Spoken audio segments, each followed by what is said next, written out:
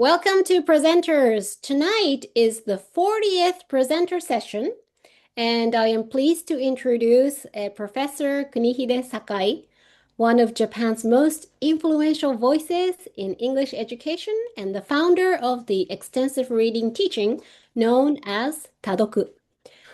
Professor Sakai became widely known for challenging traditional Japanese grammar-centered English teaching in Japan. He believed that language should be learned naturally through large amounts of enjoyable input. He started Tadoku courses around the year 2000 at the University of Electoral Communications, Denki-Tsushin University. Yeah. Yes. After retirement in 2011, he helped start NPO Tadoku Supporters, where he continues to promote reading and listening in many languages for people of all ages. Through workshops, lectures, and many influential books, such as Reading 1 Million Words and Goodbye to English Grammar, uh, Professor Sakai encouraged learners to trust themselves, enjoy stories, and develop language ability naturally. What makes Sakai Sensei truly special is not only his theory, but his warm, humorous, and encouraging style. He reminds us that language learning should be enjoyable, stress-free, and personal. His work has changed the way many teachers teach and the way many learners approach English. Please join me in welcoming Professor Kunihide Sakai, a pioneer, a teacher, and an inspiring guide on the path of lifelong learning through Tadoku. I'd like to give the floor to Sakai Sensei. Thank you お願いします。very much, Noriko. I think you were too kind and too sweet. Well, okay. Thank you. こんばんは、皆さん. Okay, thank you very much for joining this session. I'm really excited about this because I really have an occasion like this. And I'm finishing my book recently. And so this is roughly the gist.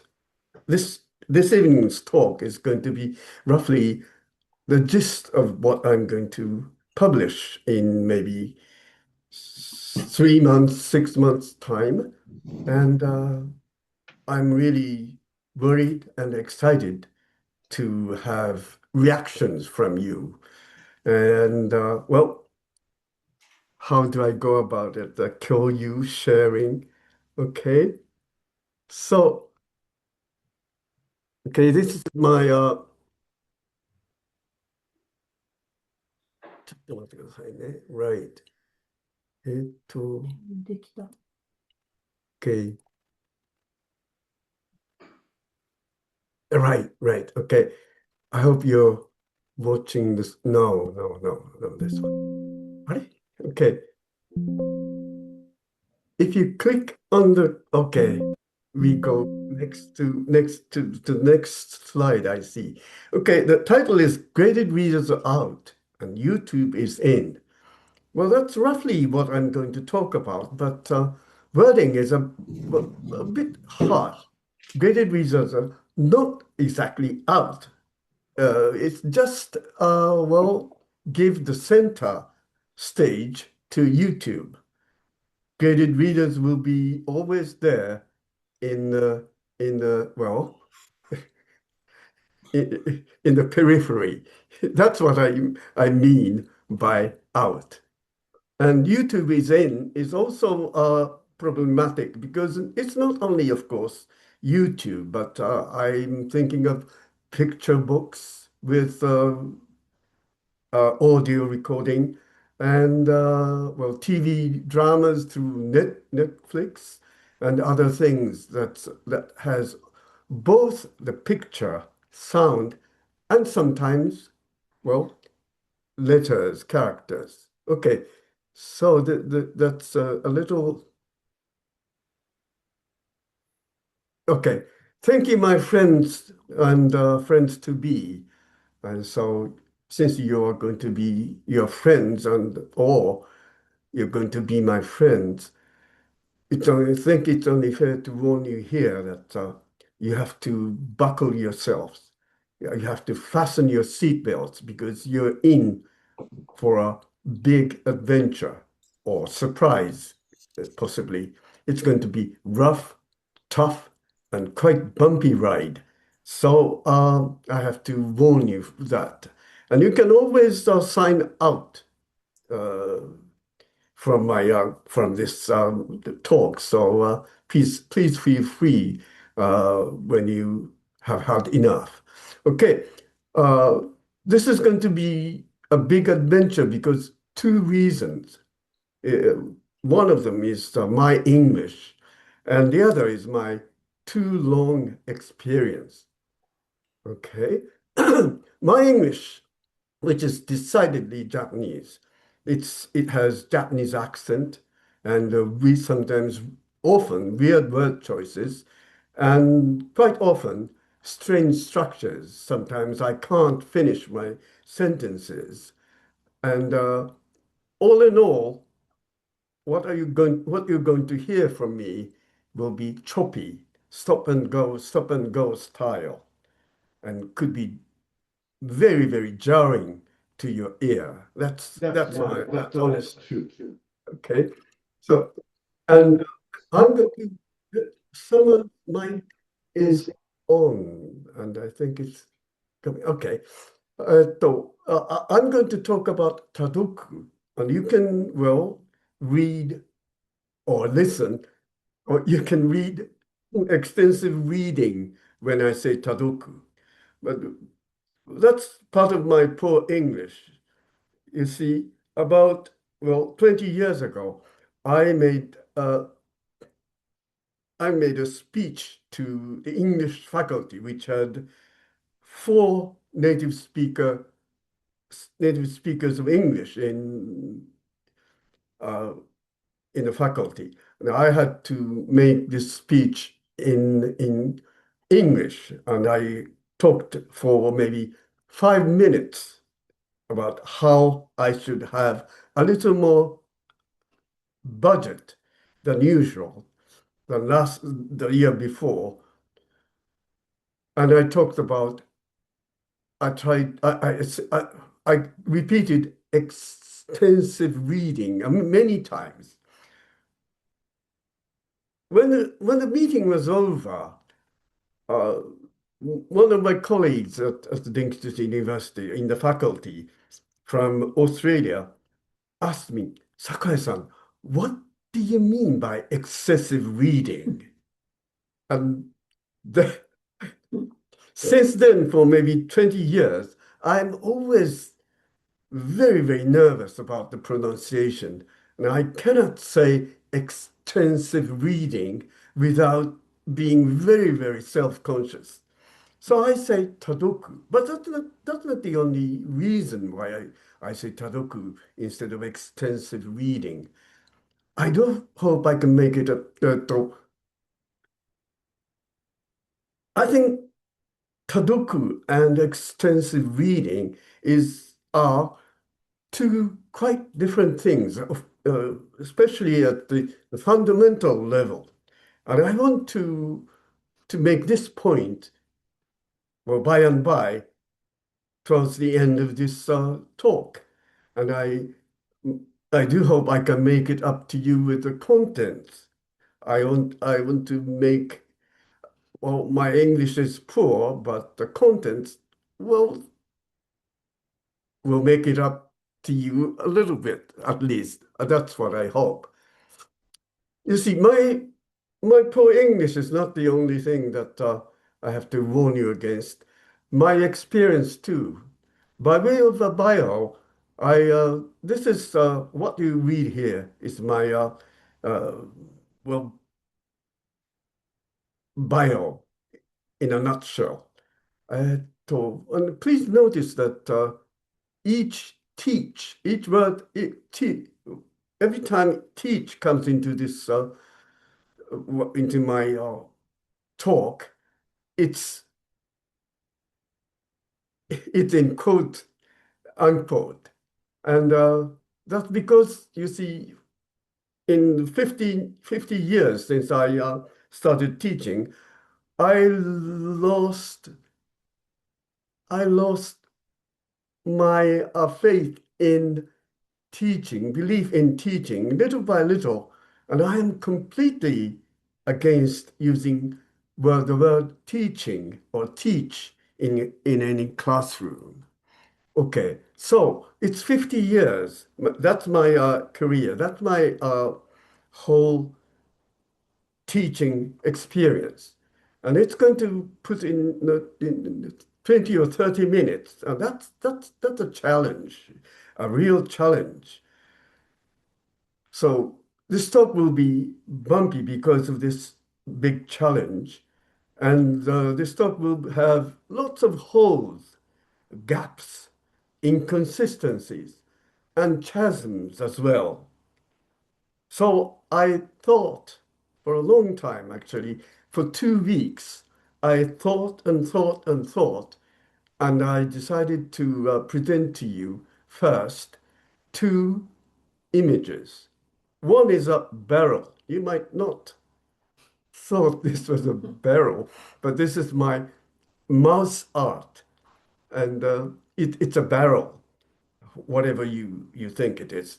So we are barrels, one and all, everyone, as far as language is concerned. And the second image is not an onigiri. No, no, no, no, no, it's not.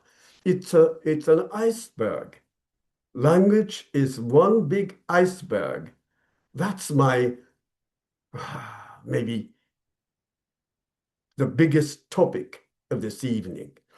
And incidentally, I don't know how to say language. Is it language? Languages? The language? A language? I don't know. But let me just say language all through this presentation.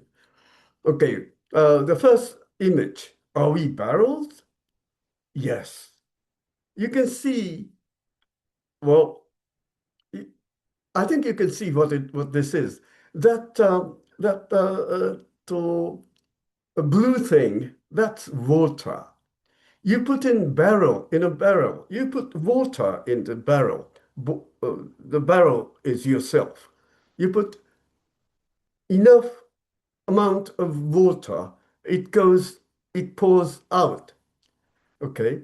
Pour plenty of good quality language into your barrel, and they will come pouring out. That's the long and short of language acquisition.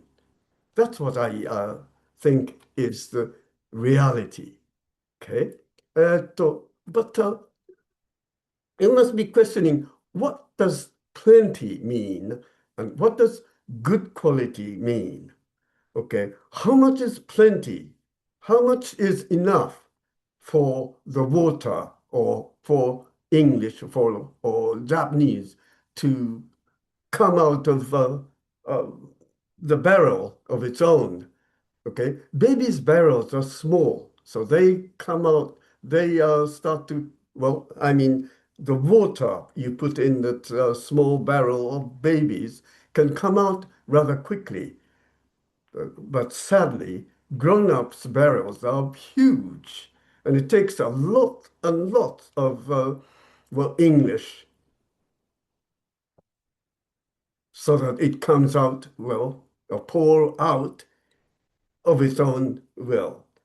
And that's the amount. That's what I mean by plenty. Then what does good mean? Good means that it's good for you, good for your liking, good for your preference. Any book, anime, TV show, or game which finds to the which finds the way right into your heart or your head or both is good, a good material, good English that should go into your barrel. Or, on the other hand, if it's not, well, exciting or, well, pleasing, if the English you are exposed to is absolutely necessary for your survival, it's well categorized as good in my book. Okay, that's how the barrel works. Then the second image, language iceberg. Okay, language is language, an iceberg. Maybe you haven't heard anything like this. And I think, well, chances are that language is an iceberg. Okay, I said this is not an onigiri. It's not an onigiri. It's not umeboshi at the center of this onigiri, or it's not karashimentaiko at the top of this onigiri. It's an iceberg. Okay, since it's an iceberg, you can see it above the water level. Why is language an iceberg? Because its bulk is hidden out of sight or hearing. We only see 10% of the whole bulk of iceberg. But 90% is underwater, and it's not for your eye or ear to perceive. Okay, but that's the iceberg, and language is just like that. Underwater structure, that's the difficult part to come to terms with, because we usually think of uh, language as sounds or sometimes letters or characters, a written language. But okay, I forgot to put that red からし明太子 thing at the top of this picture. That からし明太子 thing is actually the written language, and it's not a part of the language iceberg. The language is primarily sounds that appeals to us, but the sound comes from your feelings and thoughts. That's the upward uh, arrow shows. And the feelings and thoughts come out of the scenes. That's another upward arrow there. Okay. And the scenes are slices of a narrative. Okay. And the whole iceberg float in the sea of the world. That's what language is to me. And I'd like to make it possible for you to believe in this picture of language. Language is not characters, printed words on white paper. That's of course true. But and often language is sounds primarily. That's what many people say these days. But the language is not sounds either. Language is an iceberg. Okay, this is a challenge for your for your for you. I'm sure. Okay, let's go one step further. What is the language iceberg made of?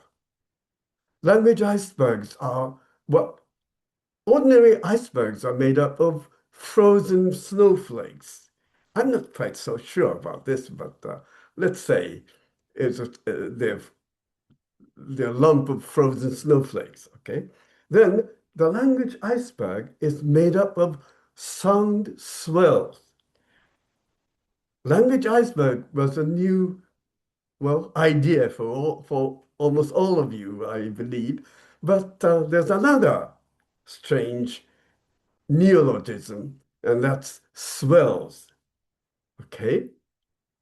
The language iceberg is made up of sound swells. Please be, please be assured that we're going in the right direction. We are certainly going to, we are certainly going to the topic of tadoku or extensive reading towards the end. So bear with me a little bit more. What are swells? Swells are important. Actually, the most important thing in language is swells. They often carry more meaning than alphabet, and I can show it to you very easily. There are three what written on this white paper, uh, printed on white paper, let's suppose. Okay, these look exactly the same, but you put swells. You see, swells is a metaphorical expression.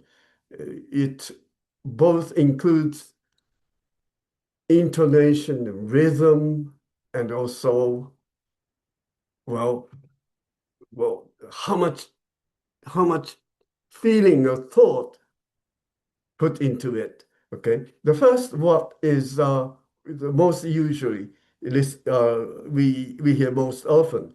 What? When you don't understand what you have been told. Okay, then what? Which is usually used when you want to find out what follows what you have just said to someone, or someone is you can tell from the expression that he's almost there. Uh, he's almost voicing his thoughts, but not quite at that point. Then you prompt by saying what. Okay, and the last one is what. You know, you you know what someone has said, but you don't want to believe it. It's something unbelievable. So you say what, and that means they often swells. I call this swells, and they often carry more meaning than alphabet. Okay, and swells, never heard of them. That's what you think. I'm sure, but and I propose that we speak in swells, not in words. When we speak, we use swells, not words. That's another thing that you find rather, well, unbelievable, incredible, but that's what I think uh, I have found out after 50 years. Okay, babies start speaking in screams, cries, gurgles, da da. No, puppy.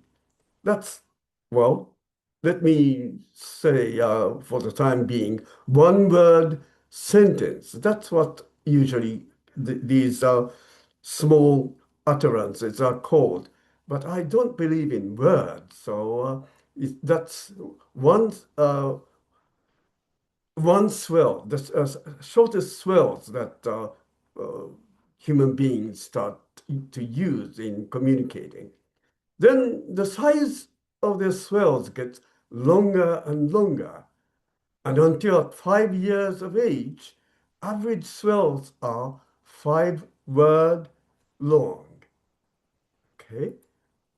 The, these swells are always bite size. Bite size is a function of lung capacity and language processing capacity. That's my hypothesis at the moment. I'd like to look into it more in detail later, but at the moment, it seems like well, bite size is a function of our lung capacity and language processing capacity, and it grows larger as we get older, as I said just before. And then the bite size has a maximum length, it seems. And maximum lengths with adults seem to be around 15 to 20 syllables, not any longer, because you suffocate if the bite size was too long, longer than that. And this another discovery of mine. I don't know anybody else has come to the same same recognition or not, but written language also has the same upper limit. Written language is also made up of bite-sized swells. Okay? Okay, we speak with set phrases. Another and close close to the last bombshells that I'm exploding this evening. We don't speak with words. That by far the majority of everyday conversation is in set phrases, which are bite-sized swells, to put it in another nutshell uh, this way. Okay, this all has all this has been surprising or outrageous or outlandish. I don't, I don't expect you to believe this this evening. I just want you to, if it's well, it means anything to you. I'd like you to think about it, and if you thought about any questions, well, disagreement, agreement, any kind of opinion, views, I would like you to get in touch with me. I'll put my contact details at the end of uh, these slides. Okay, let me let me show you what I mean by we speak with set phrases mostly. Okay, I like John le Carré very much. I think I've read all of his novels. And the last of his spy novel is Silver View. And you can see this is about, is that it? Okay. The bold print and underlined bold print are what I think is are set phrases. Okay, if you have other ideas, I would like to know. I appreciate very much if you could point out anything, any set phrases I missed, or anything that's not a set phrase in your view. Okay, as you can see, almost all of them are set phrases. And John le Carré's genius is in using all these set phrases to describe or depict very, very delicate,なんだろう。日本語では気遣いと言うんですがね、村松さん、気遣いって英語で何て言ったらいいんですか？エンパシーですかね。そう Well, ですね。okay, okay. John le Carré is so good because set phrases are banal, ordinary, common expressions. He uses them to express very delicate and deep emotions and situations and the background of the situation. Okay, this is the kind of set phrases we use every day. If you, okay, it's only 5 minutes left, my wife says, so we will go on. Okay, so I propose that we should focus on set phrases rather than on vocabulary. In extensive reading, a word and its meaning make a set to be memorized. Well, that's at least Japanese school education. But that's not how language works in real life, is it? We don't we don't speak word by word. That's only me. I speak word by word most of the time. And I would like to speak in set phrases someday. Okay. In Tadoku, a set phrase and its scene make a set to be absorbed as a whole. there. That's more likely, isn't it? That's more likely the way we feel, speak, and think and speak, isn't it? Okay. So what does this new picture mean to the science of language in the first place, and next to learning and teaching of a foreign language? Okay.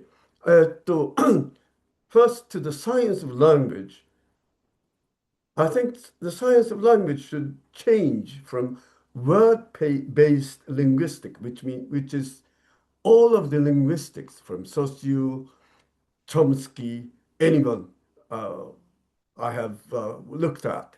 They were all word-based. But what I'm proposing is to come up with a linguistic coherence through swirl-based language iceberg linguistics. It's a tall order, isn't it? But I've always been the reckless kind. Rob Waring, who's kindly, well, is here. Do you remember, Rob, that about 20 years ago we were talking at Furukawa-san's Tadoku Festival, and we talked about extensive reading for maybe 10, 15 minutes. I And do remember very well, and that's one of the reasons I'm here. I wanted to see you again. okay, thank you very much. Do you remember at the end of that, one-time meeting, one-time chat, what you said to me? No, I don't. I do. And you said, I am an extremist. And I think if it's possible, if it's not an oxymoron, I am more extremist now after 20 years. Okay? And well, you see, I want to get rid of word as the building block of, of language. I want to put swirls in place of words for a candidate of building blocks for language. Okay, okay. That's well, it's a long way, I think, to establish this kind line of thought or the research into something that can be accepted by many linguists and language enthusiasts. Okay, but second point is somewhat more easier, somewhat more reachable. Okay, so the new picture of language, this language iceberg idea, can be used to change from graded readers to YouTube, Netflix, and other uh, to what I call whole food. I mean, Tadoku materials should include sound, picture, or moving, of course, pictures, and letters. Those are the three basic constituents of a language iceberg. So they should all be in the material. Okay. Okay. ちょっと待ってください。I think this is, there has to be skipped over. Okay. So, and this will, I skip over this one.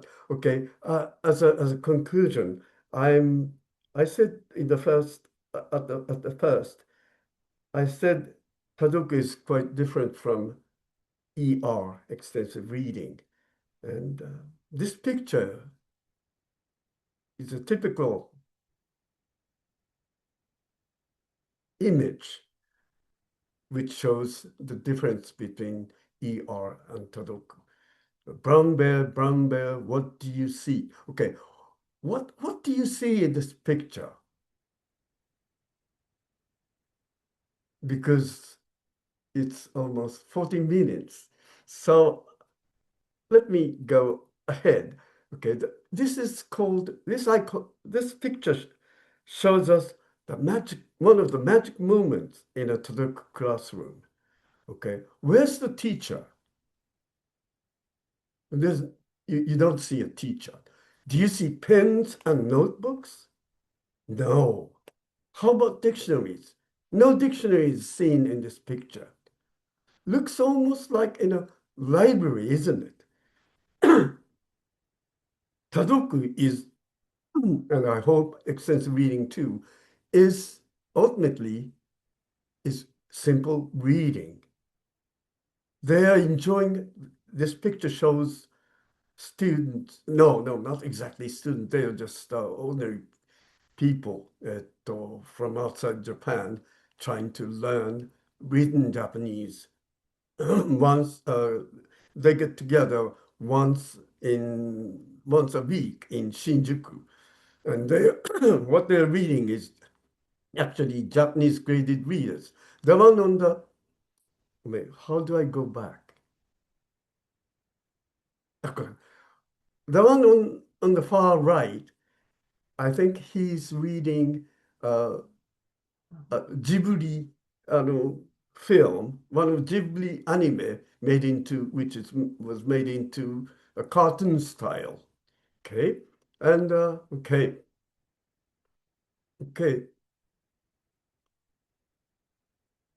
This picture is a typical magic moment in a Tadoku classroom. That's what we cherish. That's what Tadoku supporters get on with, with supporting people's Tadoku. Okay. You can see from the posture of these people that they're right into the books. And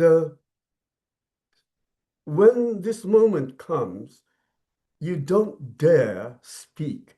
The teacher, what you call teacher, what we call supporters, don't dare speak to them to see if they understand what they're reading or not, if they're really enjoying it or not. You just leave them be. If you speak to them, you break this great magic moment. And that's what Tadoku is all about. It's not about tests. It's not about test scores. It's not about Aiken grade. No, it's about enjoyment. It's about reading pleasure. And that's what Tadoku is. Maybe what I've been telling you is too much to digest. It's too much to digest for myself as well. I don't know, half the time, I don't know what I'm talking about, really.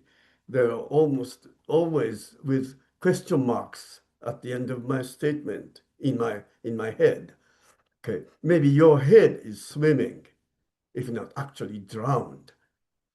So may I suggest you take notice of the following 2 points. Tadoku is reading, pure and simple. Okay, you don't dare get in the way of Tadoku, of your students. Let's not do anything we don't do when we are reading for pleasure in our first language.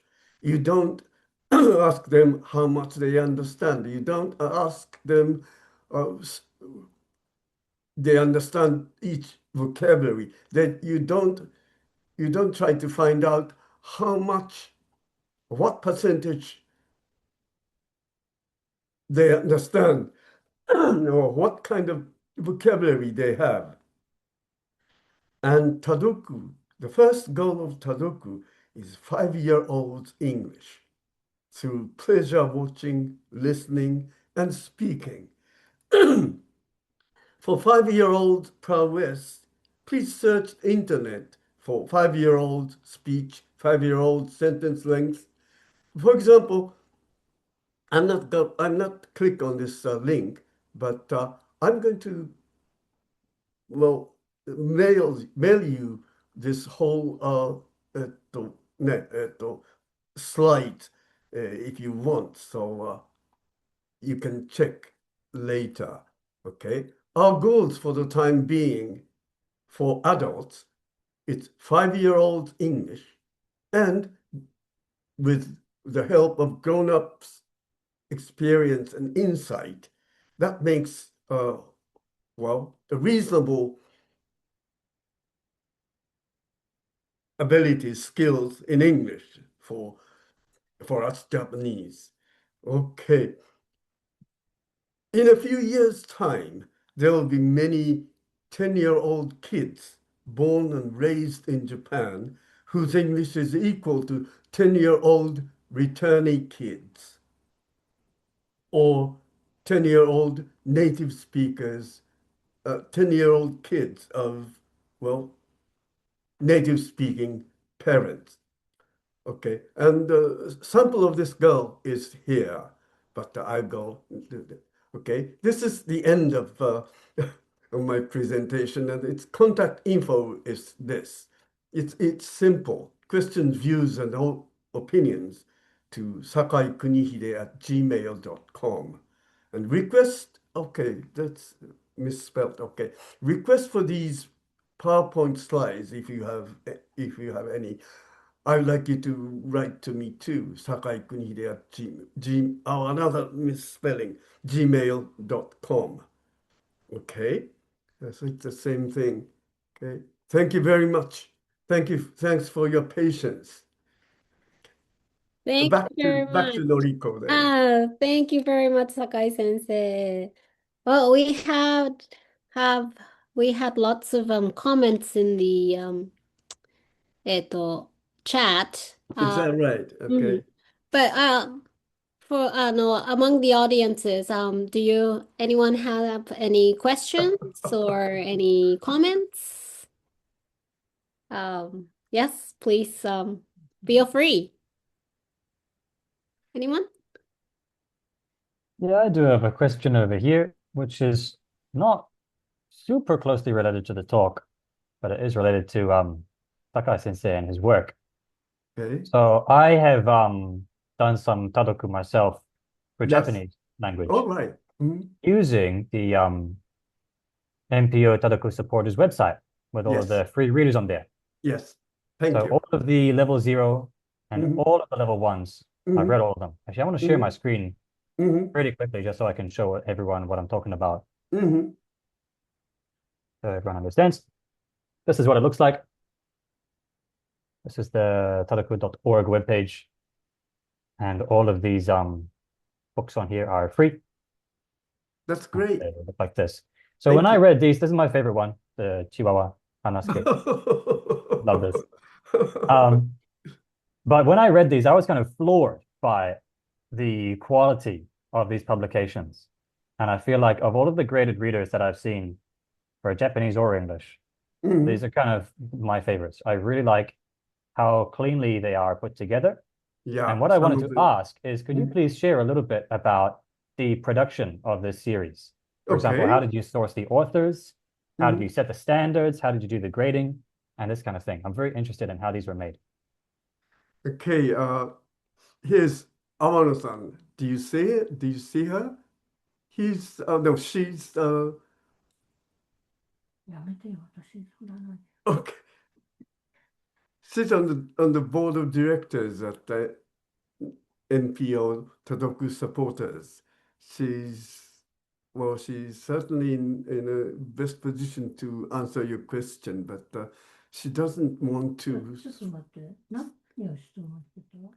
Okay. So,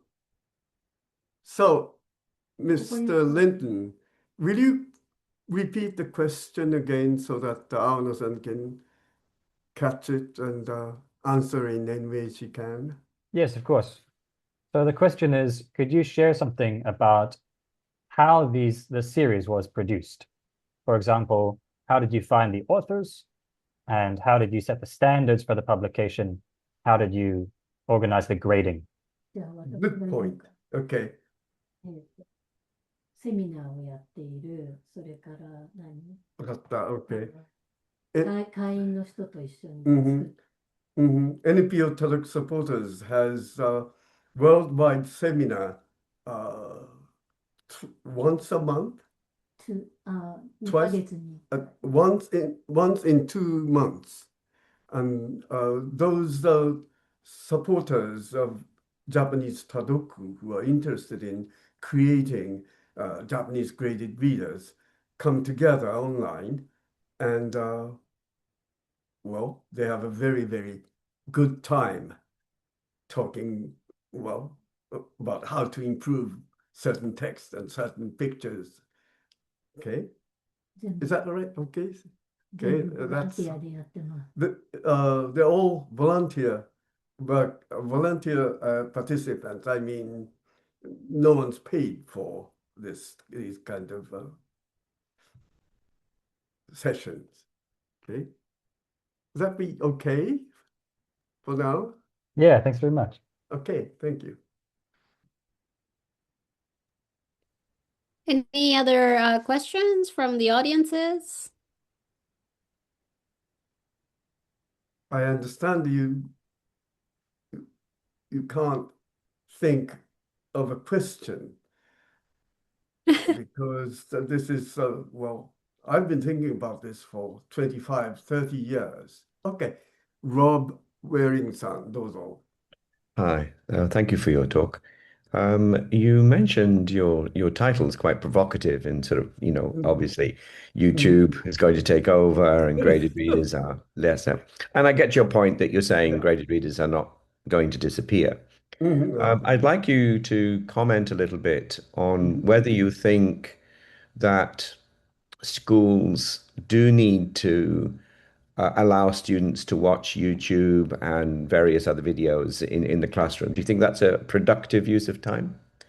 Yes, yes, I do think so. Okay. So if that's the case, do you believe that the students should be exposed to basically any video, or should they be somewhat limited to stuff that's kind of about their level?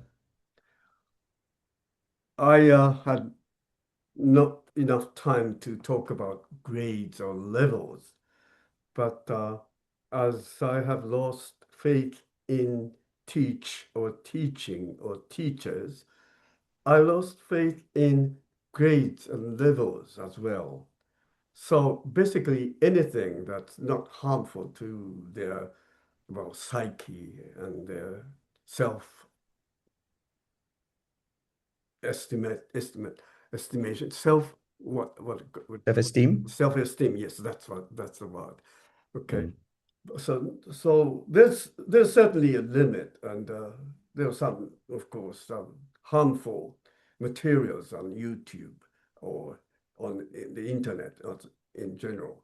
But I basically I would like each student to pick their own thing, pick their own, well, preferred materials. The reason I ask that is because you were one of the very first people to come along with the idea of start with simple stories. And I wondered whether that carried through to YouTube, start with simple videos. Is that something you believe in?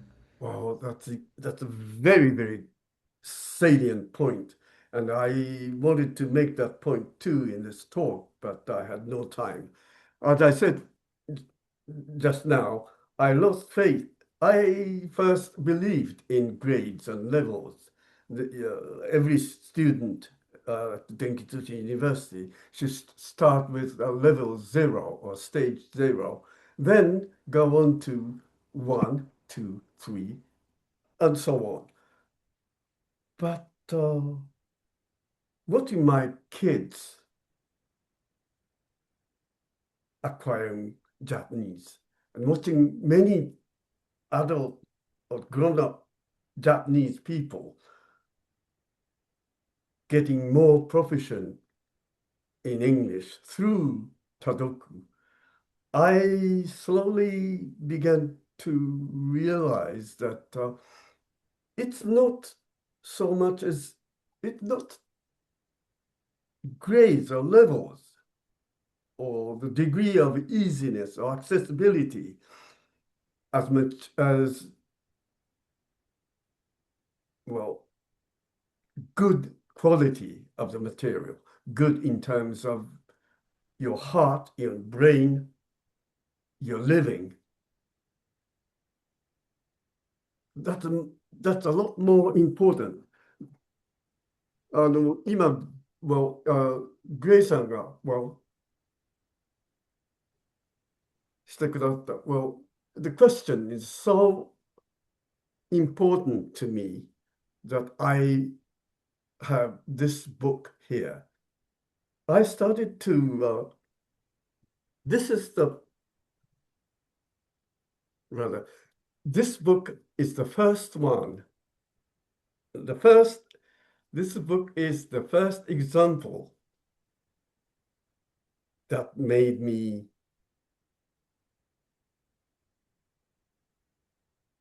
think again about grades and levels. About 25 years ago, that's exactly right after I started to teach. In those days, I taught Tadoku in a classroom. In the classroom, which was outside the university, and it was Furukawa-san's Juku. And there was this 中学 1年生, 13-year-old boy who was in my Tadoku classroom. And he asked me if I have the original novel of Stand By Me, the film Stand By Me. And I happen to have this book. And the next week, I, well, lent him this book. And he returned this book in 2 weeks' time and read Shawshank Redemption と、あれ、ちょっと待ってください。The Body, which is the original novel, which was made into the film Stand By Me. The Body and Rita Hayworth and Shawshank Redemption. This thick book has 4 novellas, and he read 2 novellas in 2 weeks, which was extraordinary. He was first-year student at the junior high school, and he has no experience outside Japan. And he has, well, in his classroom, he hadn't yet started to learn past tense. And he read about 200, close to 300 pages in 2 weeks. I didn't believe him at the moment. I wanted to, but he didn't have to lie to me. I wasn't going to evaluate him in any way. So he didn't have to, he didn't have to lie. He didn't have to say he read 2 novellas if he hadn't. So I believe that he actually read 2 novellas, 250 or more pages of grown-up adult paperback in 2 weeks. I wanted to erase that experience from my head, And I did an I did something extraordinarily bad thing to him. The week after he returned this book, after finishing half of this book, I gave him this book and why don't you read this book? I wanted him to give up. So I said, you can give up if you can't read it. And what happened next? In 1 month, he finished this book and gave this back to me. And the most ironical thing is that I started to read this book and gave up reading after 30 pages. Mm-hmm. I was teaching English at the university, and he was a first-year student at the junior high school. Mm-hmm. So I decided to forget about him totally. That didn't happen. That's what I thought. Either I forget all about that, or I have to give up teaching English at the university. That's what I was thinking. But after 6 months, almost exactly the same thing happened with another 中学1年生, the first-year student at the junior high school, 13-year-old. It was also a book by Stephen King, but it was not that thick, but about this thick. And I realized that something extraordinary is happening with my teaching of Tadoku. Or it's simply not me. It could be Tadoku. Mm-hmm. You see, that's how I lost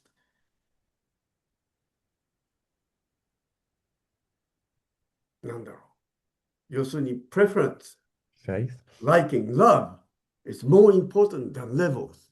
Yeah. That's Rob-san, Yeah, just please.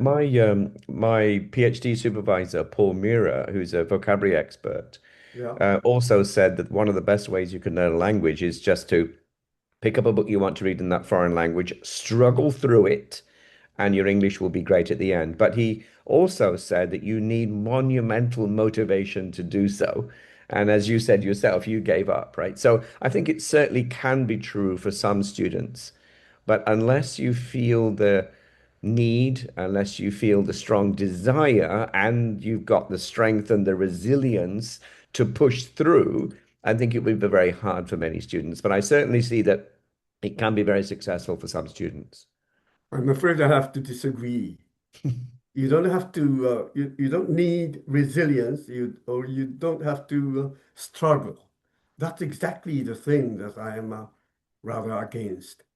You see, that's why Tadoku has to have a huge amount of books. I ask my students, I ask people to give up reading if going is hard. That's one of the 3 golden rules of Tadoku I set up 25 years ago. The first one is throw away your dictionary. The second rule is skip over difficult parts, difficult word, difficult sentence, difficult paragraph, difficult chapter. And the third rule is throw away the book if the going is too hard. Don't struggle. You don't have to struggle. You shouldn't have struggled. That's not a book for you. Yeah, and you don't have exactly. to have Exactly. great motivation, great enthusiasm. No, that's not the way how we learn our language. We just pick pick a book, and if it's good, we read. If you enjoy an anime, if it's good, you don't care about how much you understand or not. So you don't struggle. Don't struggle. Don't try. Simple enjoyment. That's the thing. So I'm afraid I must disagree with you. I'm afraid. It was disagree with Paul. Paul, yes, exactly. Okay. Robson, you raised your hand. Yes, I did. Now let other people speak. Okay, okay. Any other people here? Yeah, there are lots of comments in the chat, but are there any other questions from the audiences? We have 23 audiences today. That's a lot. And I'm afraid my English is not not very good. It must be a struggle for you. No, it's perfectly fine. Um, well, yes, are there any other questions? Greg, go on.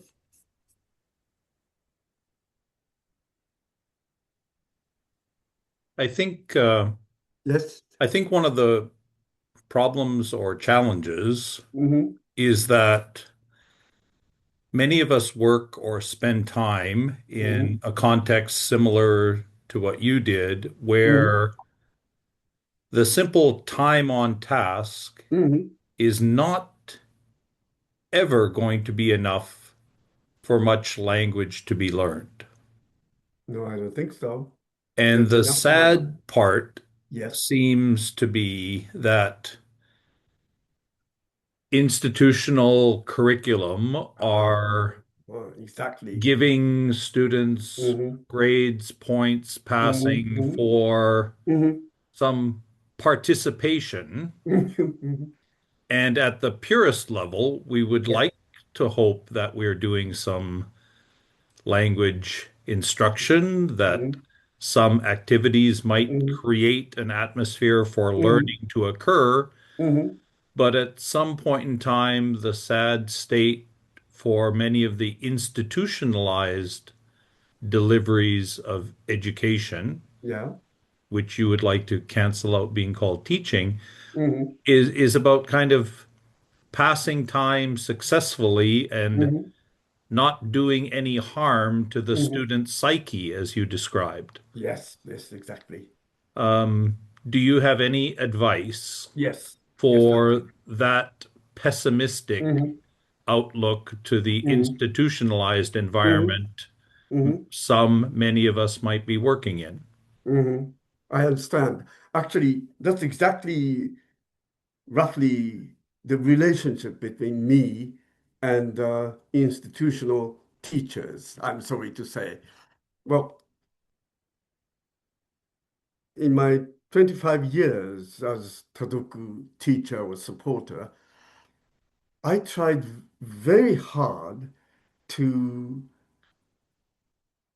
make or to get more teachers involved in Tadoku classes, Tadoku courses. I don't know how many, but I visited dozens of high schools and junior high schools and talked about the good things about Tadoku and talked about which books they should have in for for the students. I tried that for maybe 10 years, but no, but all of them, almost all of them ended up in utter failure. And to make a long story very short, I don't recommend Tadoku in classrooms where you have to teach according to Monbusho guidelines and where you have to evaluate at the end of a term or the school year each and every one of the students. That's not amenable to to Tadoku. So these days, for the past 10 years, I recommend library Tadoku, where you have to do some extra work outside your designated lesson hours. You have to go, but that's the only way I can think of. Somehow you get the Toshokan by a lot of picture books for Chugaku, Koko, and Daigaku. And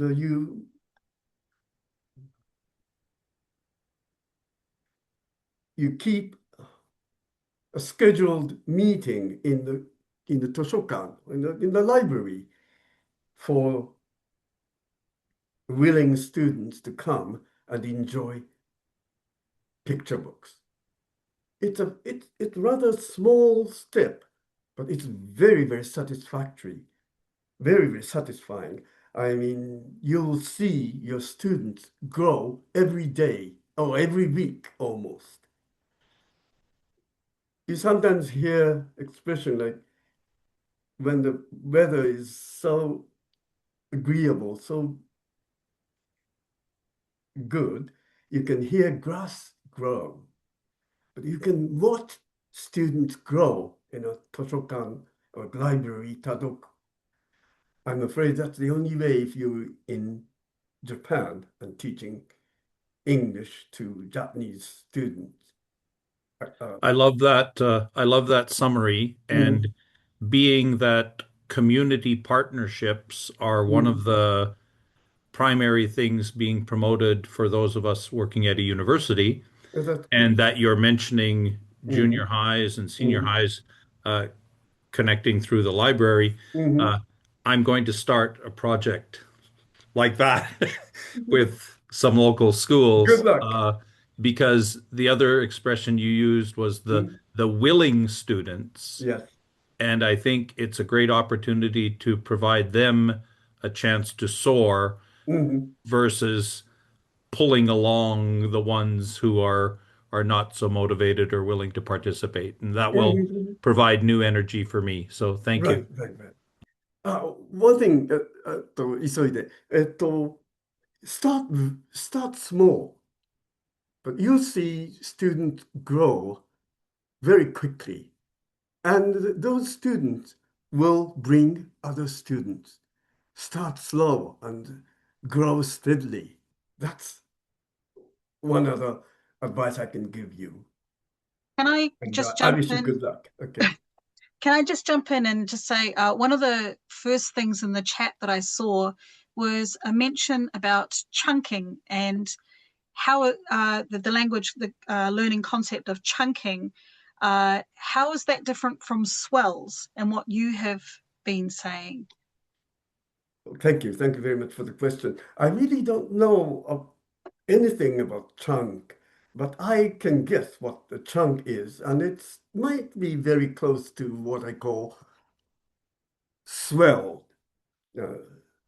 In written language term, it might be called chunks, yes, but in sound aspect of the language, I would like to use swell. 日本語ではうねりと呼んでいます。That's what I think at the moment, but well, no more I can say. Sorry. No, that's fine. Thank you. Thank you. All right. We're starting to have some more questions in the chat, but because the time is getting a little late, I'd What like should we do? to have the last question from Rob in the chat. ごめんなさい、のりこさん。I Yeah. would like to answer all the questions. I would Oh, like okay. to, so what should I do? If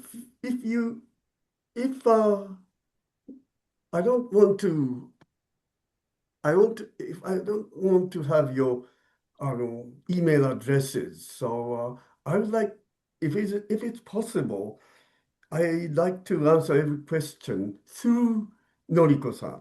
How about that? Is it too much for you? No, that's fine. Actually, I just wanted to close for the main part, and Yes. those who can stay, and if you have time to あ、い stay, いですね。we can continue. If you have to go now, I will certainly make sure that you get my reply. It may not be an answer, but in any case, somehow I'll reply to your questions. Sure. 先生はまだお時間大丈夫ですか？大丈夫です。あ、じゃあ一旦ちょっといつでも、はい、どうぞ。Pat, do you want to make the last question? Ask the last question? Or would you like to wait after I close the main part? It was just regarding swells. Yes. So it's not so much a question, but as I was listening to you, especially when you're talking about like what, and Yes. depending on the intonation or the swell, it can be a different meaning. Like a lot of our most common, our most frequent words have many different meanings. Yes, exactly. But if you were to pair that word with a particular intonation, it doesn't have so many meanings anymore. No. So when I was listening to you talk about that, I thought this is a place where listening to things, extensive listening, can really maybe make it a lot more simple, because something that was really frequent and picked up in a book, when it's listened to, is going to be even more specific. Yeah, okay. That's another thing that I wanted to refer to, but I couldn't during the first 40 minutes. Well, what if you propose extensive listening, why don't you go one step further, and extensive watching would be much more much closer to the real life, isn't it? And it has more content. Yeah, okay, yes, content. And well, you see, again, this is the matter of language iceberg. You see, what itself is a WHAT, four-letter word. But its true role, its true usefulness comes from intonation or swell. And the swell comes from your feelings or your thoughts. And your feeling or thoughts, or both, come from the situation, the scene, in what kind of situation you're in and what is going on there. And the scene is a slice of narrative, you see. The bottom part of the language iceberg. So I wanted to stress more that we speak in set phrases in ordinary speech, in ordinary conversation. And the set phrases are always closely connected to scenes, situations. So simple, extensive listening I don't think is enough. You have to a step further and we have to start using extensive watching. Okay, I hope this is kind of an answer or response to your question. Thank you. Yes, thank you. Okay, we're getting more and more comments and questions in the chat. So this is my suggestion. for those who have to leave, it's okay to leave when you have to, and those But who can stay.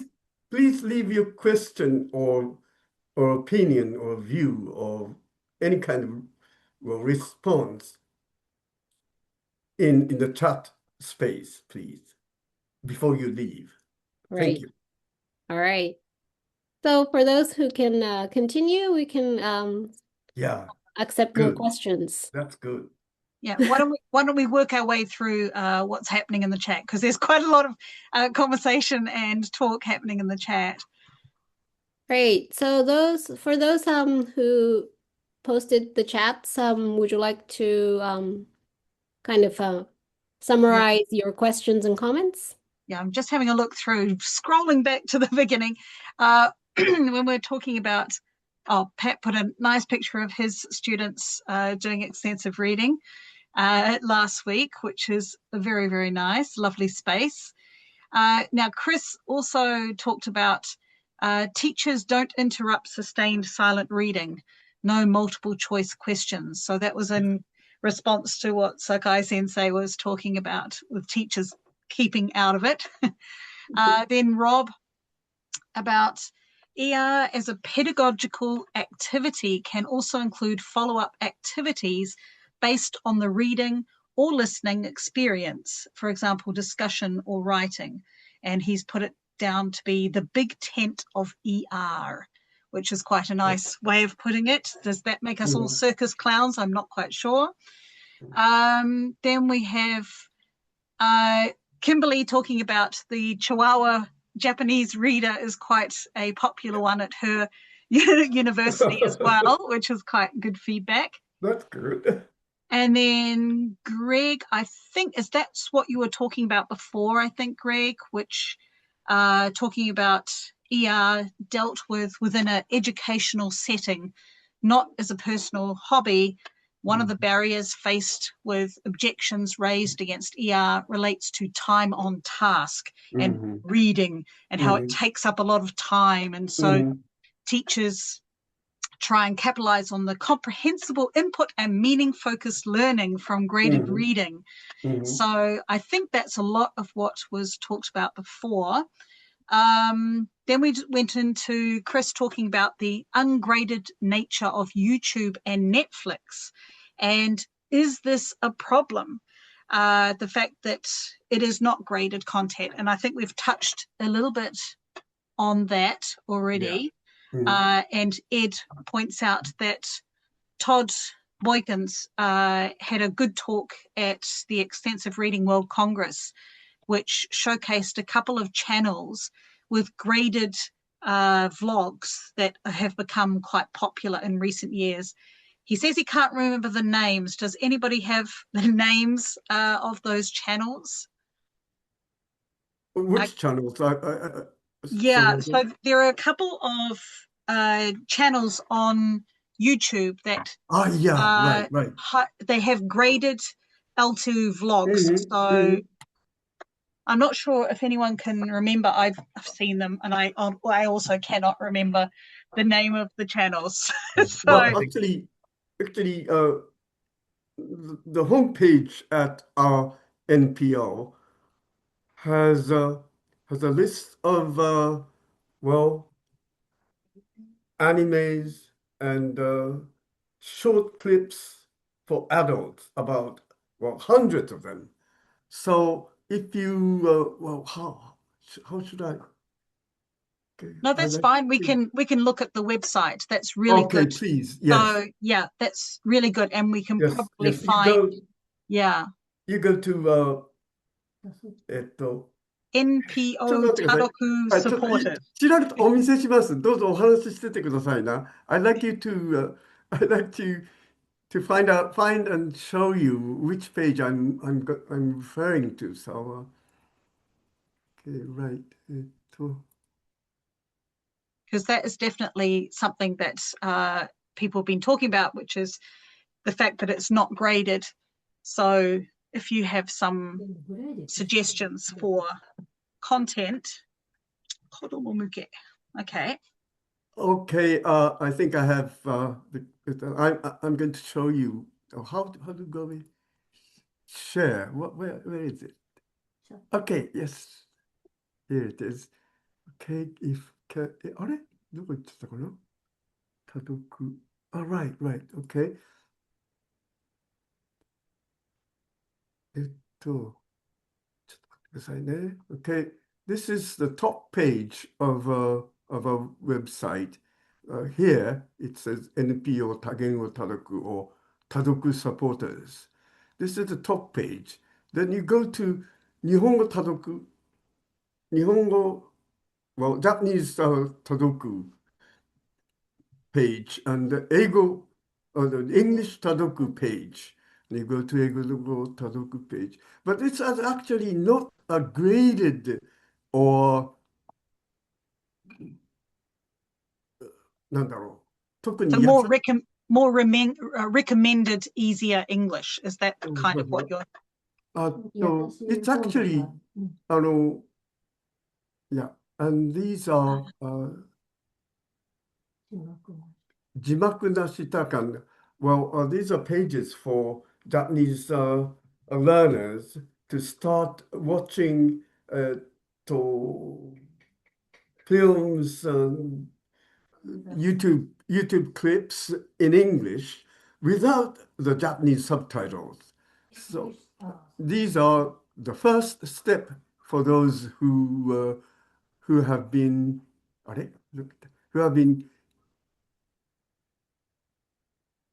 who cannot get rid of Japanese subtitles when they are watching English language TV shows.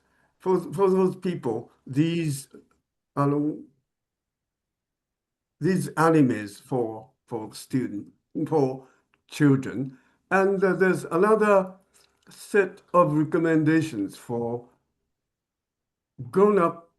どこにあったっけ Where is it? 大人のはどこにあったっけ Right, okay. どこだっけここじゃないか。ここだ。Yes, here it is.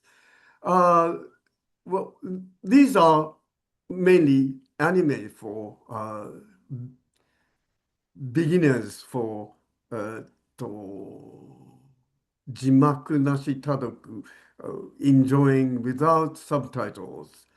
And these are for grown-ups to start enjoying YouTube clips, films, and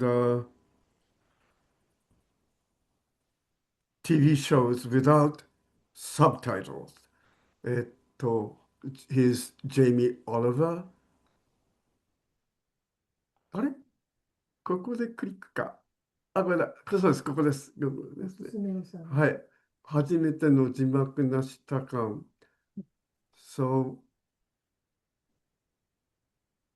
So, well, I think you get the idea. We are not recommending these. We don't recommend these animes and YouTube clips because they're easy. No. We are not very much keen on grading from easy to medium to difficult or introductory, intermediate, advanced. Those are not our concern. We'd like English learners in Japan enjoy without subtitles, enjoy any clips, movies, films, documentaries that's the reason why we have these pages. But you can also use this for maybe starting learners of English as well. Okay, thank you. No, that's really good. I was also saying that rather than having no subtitles, I usually get my students to make sure that there are English subtitles so that they always watch the clips with English subtitles turned on. So that's goes to your idea of pictures, sound, and words. So I think that works quite well. Oh, is that right? Yeah. So now Kimberly also in the chat said that it's very important to start with simple videos. You need to feel comfortable with how language sounds and the chunking of the language. And you have to feel that the language is within reach and doable. Now, she's used it in terms of Japanese language, but I think that's very much the same with English language as well. Feeling like it's actually, you can actually succeed in understanding something. I think there are two approaches possible for beginners. One is the feeling of achievement, and graded readers and easy, what you call easy or graded or clips, animes, and films are good for achievement sake, sense of achievement sake. But there's another possibility, and that's enjoyment. And just as I said before, well, grades and easy, difficult difference disappears if you enjoy it very, very much. So always think in these two terms. I mean, one is wakaru, wakaranai. I understand it, or I don't understand it. And the other one is I enjoyed it, but it was boring. Enjoyed it. It was boring. That's another measure, another scale, if you like, to find a good material yourself. I think. Absolutely. Yeah. What we were talking about before with the at the World Congress, some of the channels that were mentioned there, I see Pat's done a bit of sleuthing. The YouTube channel that Todd Boykins mentioned was Nihongo Learning. So that's one that he's got there. And then Easy Japanese Walk in Japan is one video that's quite similar to what Todd introduced. They're in the chat space. Yes. So if you have a look at the chat. Okay, thank you. And Ed said, what's this? Kensan Okairi was the one that Todd was showing. But you could just Google A1 Japanese listening vlog, and that comes up. There's so many channels. I see. Yeah. Okay. Yeah. So that was some things that people have been putting in there. Gosh, I'm trying to find where we're up to. We had a bit of a talk about AI and how AI has created a lot of short content that has been flooding everybody's social media. And Patrick was wondering how that trend towards AI generated short form video is affecting the quality of the input. And he talked about his son watching lots of Is he here? Yes, Pat, do you want to have your 2 cents worth about AI? Yeah. There you go. So what's your thought about AI, using AI? Well, it's not just AI, but I think there's a trend towards getting people to just view the video. Not necessarily kind of interact with it or engage with it, but just get a view and then get some advertising money. So a lot of these really short videos, especially the ones that are filmed in vertical, they're about 15 to 20 seconds. It seems that the language communication part, even like just as a compelling story is Mhm. being replaced by kind of flashing lights, screaming, running, Mhm. lots of quick transitions, Mhm. basically things that are not necessarily a part of the context in real life anyway. So it's just kind of stimulation.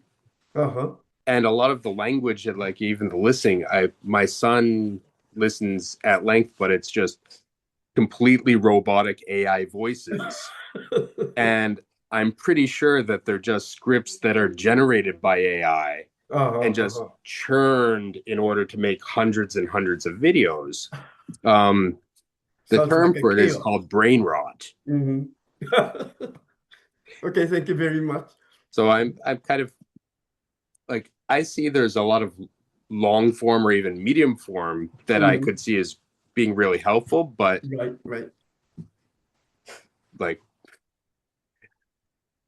it's gonna say that the difference between from say a book to a manga to graffiti on the inside of a toilet.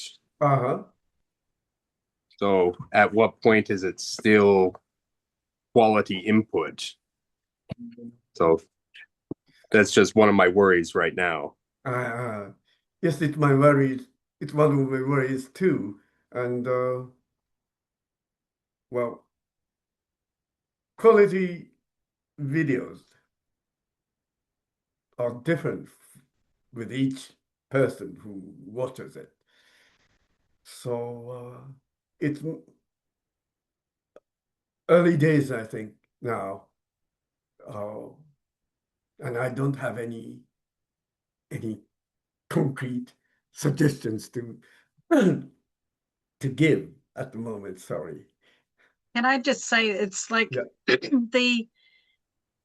it's like just massive amounts of candy and people are just eating, stuffing their faces full of candy rather than having quality. And I think quality is something that with extensive reading or tadoku, having graded readers has a kind of a level of quality about the content that you can't necessarily get, or it's a bit hit and miss with other input. Exactly.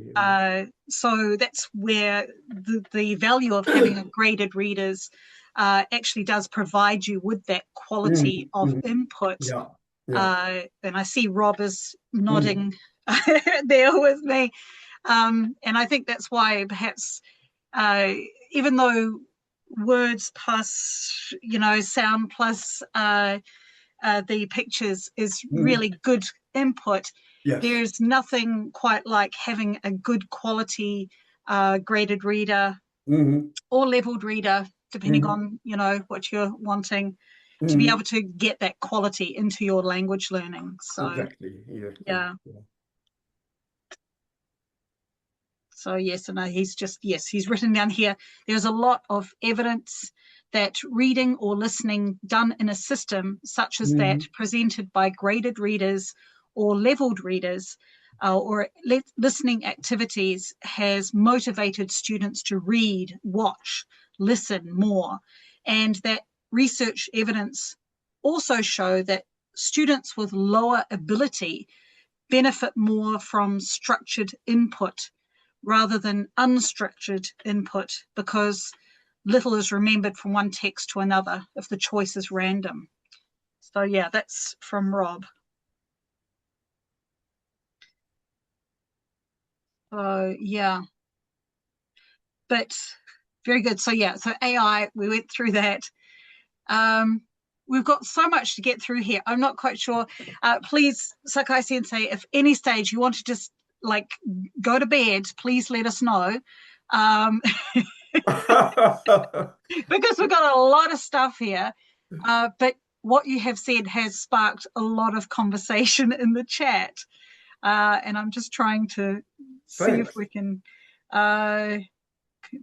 Yes, Chris, when a student reads a complete book way beyond the level of their knowledge, this should suggest that there is something wrong with your idea of levels. Interesting. And Greg I think it's difficult to separate enjoyment and time spent participating with something and motivation. So it's difficult to separate those, is what he said. Let's see, Ed talked about learning Chinese. Rob, how under the Tadoku approach would someone build their productive skills? So you've said that there is a difference between ER and Tadoku. So Sakai Sensei, how under the Tadoku approach does the student build their productive skills? Well, it's very easy to change, well, to move from reading and listening a lot. That's Tadoku. And Tawa, writing and speaking a lot. At Denki-Tsushin,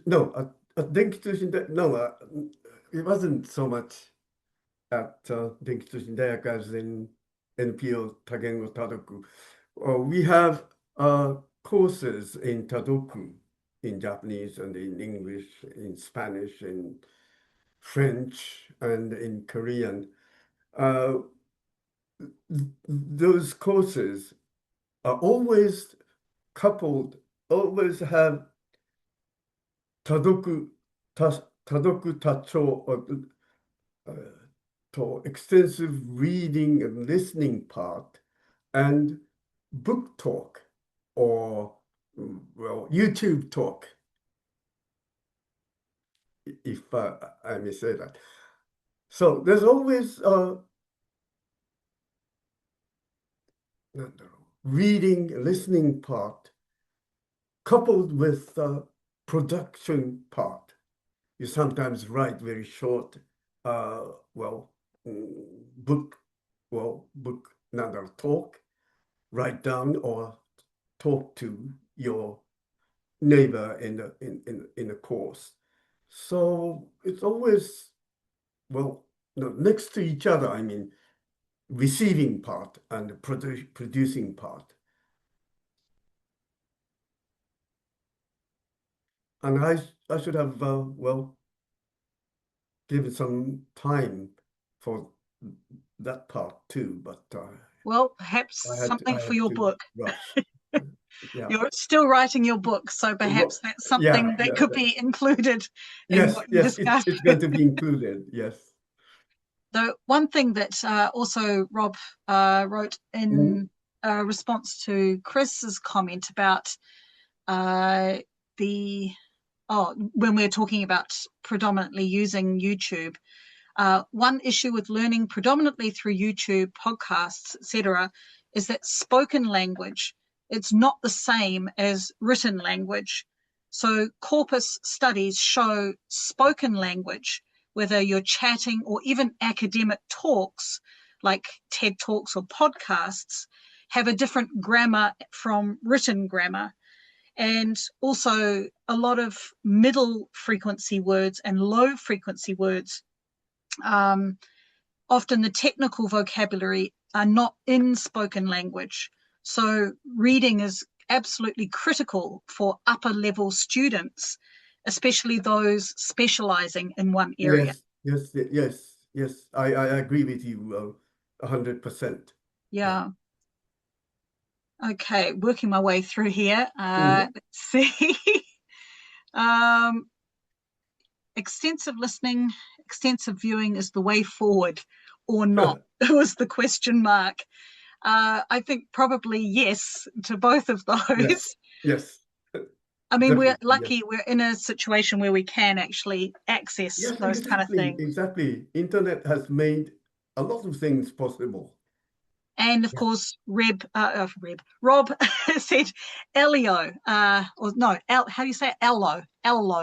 Ello.org has thousands of listening and videos at different levels, but they're not scripted, and they're genuine listening texts, not reading. So that's a very useful resource for students as well. And let's see, there's Comprehensible Japanese YouTube channel and website, apparently. Is that the name of the channel, Kimberly? Comprehensible Japanese? Hey, I haven't come across I that. didn't know that. Yes, that is apparently the name of the channel. Comprehensible, very to the point. Japanese. Yes, Comprehensible Japanese YouTube channel. So that could be one to look into. Let's see. Subtitles, Chris said, what are the benefits and disadvantages of using subtitles in L1 or L2? I think we've talked a little bit about that. Let's see. What else we got here? Comprehensive, easy and comprehensive. I think a lot of the things we have actually talked about. Which are 3 words in compelling? Which of the 3 words in compelling, comprehensible input is the most important? Okay, that's it. Which 3 words again? Which of the 3 words in compelling, comprehensible input is the most important? None of them. None of the above. Okay. Short and sweet. Yes. All right. Why? I'm not sure. Well, is he here? I mean, he is here. Okay. Why those 3 words? I'd like to know.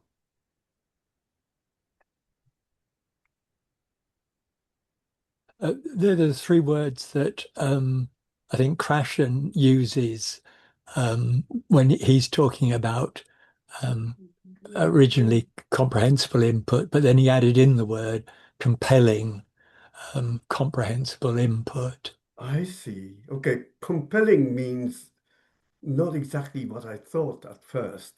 Compelling means that you can't stop reading. Yes, exactly. Yes. Well, compelling is the most important word, I think. Yes, thank you. Absolutely. Well, we've made it through the chat. So what I want to do is I'm going to stop the recording. We won't stop, but thank you very much. So round of applause at this point so that the video doesn't go too long.